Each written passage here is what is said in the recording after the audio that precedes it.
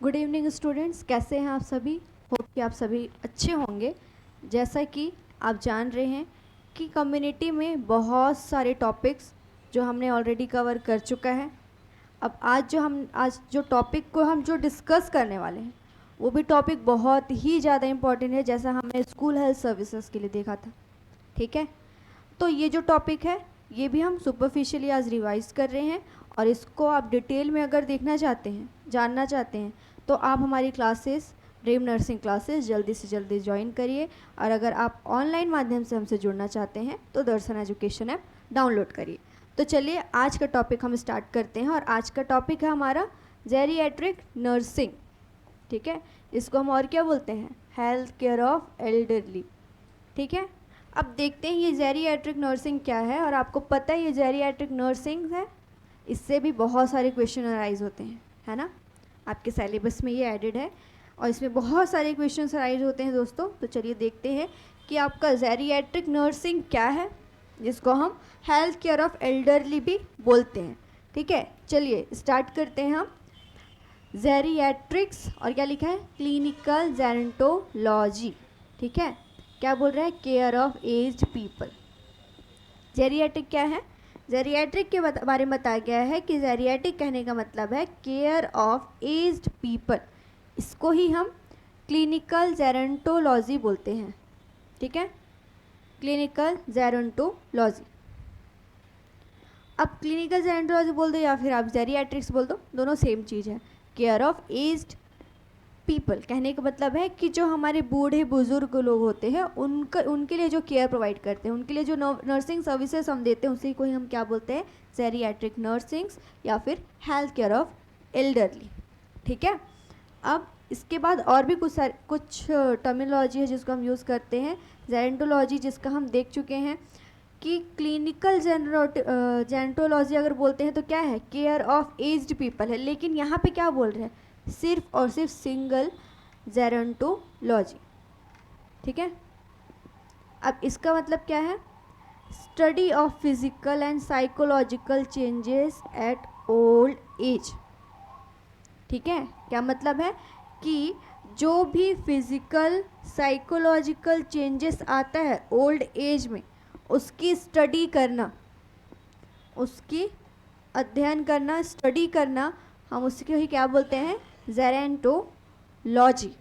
ठीक है, जेरिएट्रिक्स में अगर कोई भी ओल्ड एज है, उनमें फिजिकल और साइकोलॉजिकल जो चेंजेस आते हैं, जैसे जैसे एज बढ़ते हैं उनमें जो जो चेंजेस आते हैं फिजिकल और साइकोलॉजिकल, उसकी हम स्टडी करते हैं, उसको हम बोलते हैं जेरेंटोलॉजी। ठीक है, इसके बाद क्या बोल रहे हैं, सोशल जेरेंटोलॉजी, जिसको हम सेम है केयर ऑफ एज, चाहे सोशल जेरेंटोलॉजी बोल दो या क्लिनिकल जेरेंटोलॉजी या जेरिएट्रिक्स बोल दो, ये सेम चीज़ है। ठीक है, जिसका मतलब है केयर ऑफ एज्ड। ठीक है, इसके बाद हम देखते हैं नेक्स्ट। अब क्या बोल रहा है, एक्सपेरिमेंटल जेरेंटोलॉजी। एक्सपेरिमेंटल जेरेंटोलॉजी क्या बोल रहा है, research into biological problems of ageing, it's physiology, biochemistry, pathology and psychology. ठीक है, इन सभी चीज़ों में क्या करने के लिए बोल रहा है, research into biological problems of ageing, it's physiology, biochemistry, pathology and psychology. ये सारी चीज़ों को के बारे में रिसर्च करना क्या कहलाता है आपका, एक्सपेरिमेंटल जेरेंटोलॉजी। एक्सपेरिमेंटल से ही आपको आ सकता है, एक्सपेरिमेंट करके, रिसर्च करके क्या करेंगे, बायोलॉजिकल प्रॉब्लम्स ऑफ एजिंग को, ठीक है, जिसकी फिजियोलॉजी, केमिस्ट्री, सॉरी बायोकेमिस्ट्री, उसकी आप पैथोलॉजी और साइकोलॉजी अगर आप चेक कर रहे हैं, रिसर्च कर रहे हैं, उनके पीछे देख रहे हैं एजिंग में, तो इसी को हम क्या बोलेंगे, एक्सपेरिमेंटल जेरेंटोलॉजी। ठीक है, तो ये आपको समझ में आ गया होगा। अब ये क्या बोल रहे हैं, geriatric age group in India. अब इंडिया में जो जेरिएट्रिक एज ग्रुप है वो कौन सा ग्रुप है जिसको आप जेरिएट्रिक कंसिडर कर सकते हैं, ओल्ड एज ग्रुप आप कंसिडर कर सकते हैं। तो कौन सा एज ग्रुप को बोला गया है, 60 ईयर्स एंड एबव। ठीक है, 60 ईयर्स है या उससे ऊपर के हैं, 61, 62, 65, 70 कुछ भी, तो उसको ही हम क्या बोलेंगे, ओल्ड एज पीपल। ठीक है, उन्हीं को हम जेरिएट्रिक्स ग्रुप बोलते हैं। ठीक है, ओल्ड एज ग्रुप बोलते हैं इंडिया में। तो क्या है आपका 60 ईयर्स एंड एबव। ठीक है। इसके बाद क्या बोला गया है, 8.1% ऑफ पॉपुलेशन जो आपका होता है वो क्या है, ओल्ड एज पॉपुलेशन होता है। ठीक है, जो आपका 8.1% पॉपुलेशन होता है वो कौन सा पॉपुलेशन है आपका, जेरिएट्रिक पॉपुलेशन है, ओल्ड एज का पॉपुलेशन है। ठीक है, ओल्ड एज 8.1% आपको देखने को लोग उसमें मिलेंगे। जो ओल्ड एज ग्रुप है ना वो 8.1% आपको देखने को मिलेंगे। और क्या बोला है यहाँ पे एक ब्रैकेट में कि Italy and Japan has the highest number of older person. क्या बोल रहा है, इटली और जापान में सबसे ज़्यादा एल्डर या ओल्ड एज के जो पीपल हैं वो देखने को मिलते हैं। ओल्ड एज के जो लोग हैं, जो बूढ़े लोग हैं, बुज़ुर्ग लोग हैं, वो सबसे ज़्यादा आपको इटली और जापान में देखने को मिलेंगे, इटली और जापान में देखने को मिलेंगे। ठीक है, ऐसा क्यों, क्योंकि अगर वहाँ पे ओल्ड एज पीपल अगर देखने को मिल रहे हैं इटली और जापान में, तो शायद हम ये सोच सकते हैं कि वहाँ की जो लाइफ एक्सपेक्टेंसी है वो ज़्यादा है। ठीक है, लाइफ एक्सपेक्टेंसी शायद ज़्यादा है, जो कि हमारे इंडिया में या अदर कोई कंट्री में नहीं है, जो इटली और जापान में है। ठीक है, जापान और इटली में लाइफ एक्सपेक्टेंसी शायद ज़्यादा होगी, इसीलिए वहाँ पे जेरिएट्रिक जो पीपल हैं, ओल्ड एज पीपल हैं, ज़्यादा देखने को मिलते हैं। ठीक है, तो ऐसा हम सोच सकते हैं। ठीक है, तो यहाँ पे क्या बोला गया है, 60 ईयर्स एंड अबव जो ग्रुप होते हैं उनको हम ओल्ड एज ग्रुप मानते हैं, और 8.1% जो लोग हैं वो जेरिएट्रिक्स हैं, ओल्ड एज के हैं। ठीक है, तो ये आपको क्लियर हो गया होगा। इसको हम सुपरफिशियली देख रहे हैं, इसके बारे में हम एक डिटेल जो है क्लासेस देंगे, जिसको जानने के लिए आप हमारे दर्शन एजुकेशन ऐप डाउनलोड करके हमसे जल्दी से जल्दी जुड़ जाइए। चलिए नेक्स्ट देखते हैं हम, अगला क्या है, सॉरी इसको मैं दोबारा से ओपन कर देती हूँ, एक सेकंड।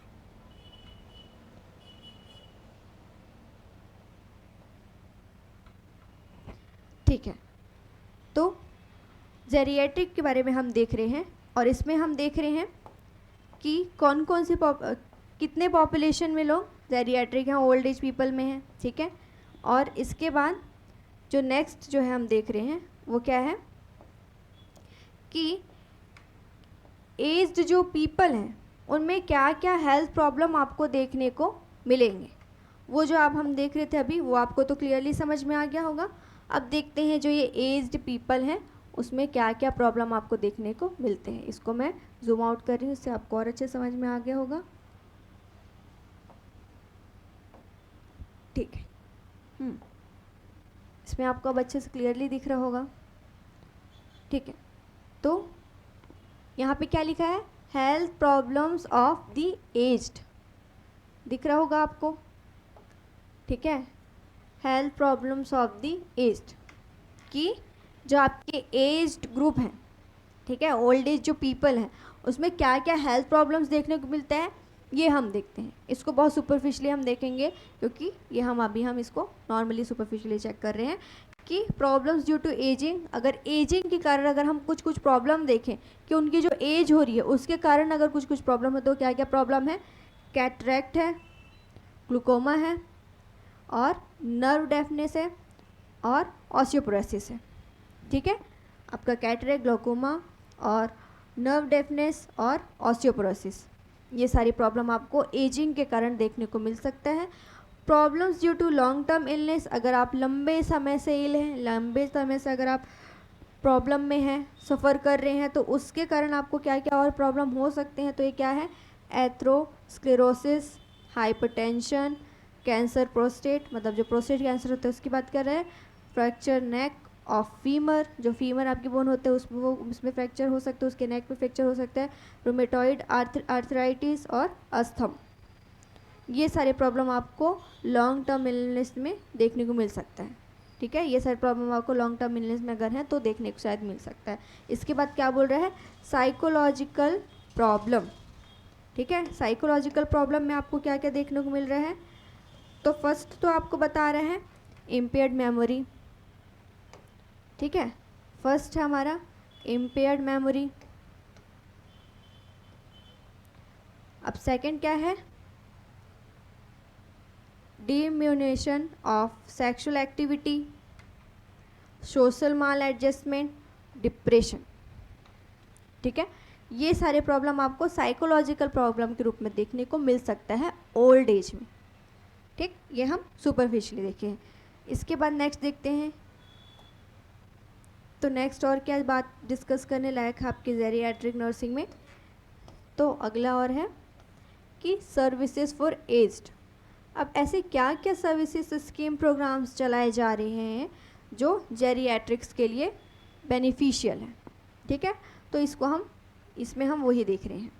ठीक है, तो फर्स्ट इसमें क्या दिखा रहा है, national policy on older person. ठीक है, नेशनल एक पॉलिसी चलाया जाता है बहुत सारे, ठीक है, जो किसके लिए होता है, ओल्डर पर्सन के लिए होता है। कुछ कुछ पॉलिसीज़ हैं जो चलाए जा रहे हैं जो ओल्डर पर्सन के लिए है। National council for older person, जिसको हम NCOP एब्रीविएशन के रूप में यूज़ करके जो है हम बोलते हैं। नेशनल सोशल असिस्टेंस प्रोग्राम है। Old age social and income security है, ओएसिस जिसको हम बोलते हैं। इसको आप लोग को ध्यान रखने की ज़रूरत है। ठीक है, और उसके बाद क्या है, भविष्य आरोग्य मेडिक्लेम। ठीक है, भविष्य आरोग्य मेडिक्लेम, ये सारे हैं। Rural group life insurance schemes हैं, Indira Gandhi national old age pension schemes हैं। इतने सारे सर्विसेज स्कीम्स प्रोग्राम जो है ओल्ड एज के बेनिफिट्स के लिए चलाए जा रहे हैं, उनके वेलबींग्स, उनके वेलफेयर के लिए जो है चलाए जा रहे हैं। तो ये सुपरफिशली जो है आपको बताया गया है, इसके बारे में और डिटेल में भी हम पढ़ेंगे। इसके बाद और क्या डिस्कस करने लायक है इसमें, हाँ, हेल्प एज इंडिया। ठीक है, ये भी आपके जेरियाट्रिक नर्सिंग के अंतर्गत है, जो आपके ओल्ड एज पीपल के लिए है। ठीक, और इसमें क्या है, कॉमन एल्डरली एलिमेंट्स। ठीक है, कि ऐसे क्या क्या प्रॉब्लम्स है जो कॉमनली आपको एल्डरली में, ओल्ड एज ग्रुप में देखने को मिल सकता है। तो ऐसे क्या क्या प्रॉब्लम है, तो फर्स्ट आपको क्या बोला है, visual impairment, most common visual impairment. ठीक है, मतलब आँखों से रिलेटेड, आई से रिलेटेड जो उनको प्रॉब्लम है, विजुअल जो उनका जो इम्पेयरमेंट है, आपको सबसे ज़्यादा देखने को मिलेगा। आप खुद भी देखे होंगे कि आपके आसपास में जो सबसे ज़्यादा जो बूढ़े लोग होते हैं वो चश्मा लगाए रहते हैं, है ना। इससे ही आप गेस कर सकते हैं कि इनमें जो आई से रिलेटेड प्रॉब्लम है वो ज़्यादा हो रहा है ना, इसलिए तो वो चश्मा लगा रहे हैं। ठीक है, तो विजुअल इम्पेयरमेंट को मोस्ट कॉमन हेल्थ प्रॉब्लम बोला गया है एल्डरली के लिए। ठीक है, मोस्ट कॉमन है। इसके बाद और क्या है, लोकोमोटिव डिसऑर्डर। लोकोमोटिव डिसऑर्डर भी देखने को मिलता है, वो आप देखेंगे जो उनका रेंज ऑफ मोशन है वो कैसे इम्पैक्टफुल हो जाता है, कैसे वो डिफेक्टिव हो जाता है। ठीक है, उनका रेंज ऑफ मोशन कैसे हो जाता है जैसे जैसे एज बढ़ता चला जाता है। और न्यूरोलॉजिकल कंप्लेंट्स आप देखेंगे कि बहुत सारे न्यूरोलॉजिकल कंप्लेंट्स उसके अंदर आता है, जो अभी हम इसके डिटेल क्लास जो देखेंगे उसमें हम डिस्कस करेंगे। और क्या है, कार्डियोवास्कुलर डिजीजेस जो हमें बहुत ज़्यादा देखने को मिलता है, और क्यों मिलता है ये इसके बारे में अभी हम जानेंगे। रेस्पिरेटरी डिसऑर्डर्स देखने को मिलते हैं। तो ऐसे बहुत सारे हेल्थ प्रॉब्लम है जो कॉमनली और मोस्ट कॉमनली उनमें देखने को मिलता है। ठीक है, और क्या बोल रहे हैं, most common health disorder is visual impairment, खासकर कि कैटरेक्ट। ठीक है, क्या बोल रहे हैं कि जो मोस्ट कॉमन हेल्थ डिसऑर्डर है, जो कि यहाँ पे भी बता चुका है, वो क्या है आपका विजुअल इम्पेयरमेंट, ये तो जान गए। और उसमें क्या बोला है, कैटरेक्ट सबसे ज़्यादा होता है। ठीक है, कैटरेक्ट जो होता है वही सबसे ज़्यादा होता है। ये शायद आपको क्लियर नहीं दिख रहा होगा, तो मैं इसको एक बार और ऊपर से करके आपको दिखाती हूँ। रेस्पिरेटरी डिसऑर्डर के बाद यहाँ पे हम क्या पढ़ रहे हैं, मोस्ट कॉमन हेल्थ डिसऑर्डर। ठीक है, मोस्ट कॉमन हेल्थ डिसऑर्डर को क्या बोला गया, विजुअल इम्पेयरमेंट जो है वो मोस्ट कॉमन हेल्थ डिसऑर्डर है, आपके एल्डर पीपल पे देखने को मिलेगा, जो कि सबसे ज़्यादा क्या देखने को मिलेगा, कैटरेक्ट। ठीक है, कैटरेक्ट सबसे ज़्यादा आपको देखने को मिलेगा। और क्या बोल रहा है, most common cause of death in 70 years and above is cardiovascular disorders. Cardiovascular disorder के कारण ही, यही मोस्ट कॉमन कॉज है जिसके कारण डेथ हो रहा है 70 ईयर या फिर उससे अबव के जो ओल्ड एज पीपल हैं उनका। ठीक है, ये मोस्ट कॉमन बताया गया है कॉज ऑफ डेथ के लिए। जिसको कब बोला गया है, 70 ईयर्स या एबव के लिए बोला गया है, कार्डियोवास्कुलर डिसऑर्डर्स को। ठीक, इसको और भी हम डिटेल से पढ़ेंगे कि इसमें क्या क्या प्रॉब्लम शायद उनमें देखने को मिल सकता है और क्यों हो रहा है, इस बारे में भी जानेंगे।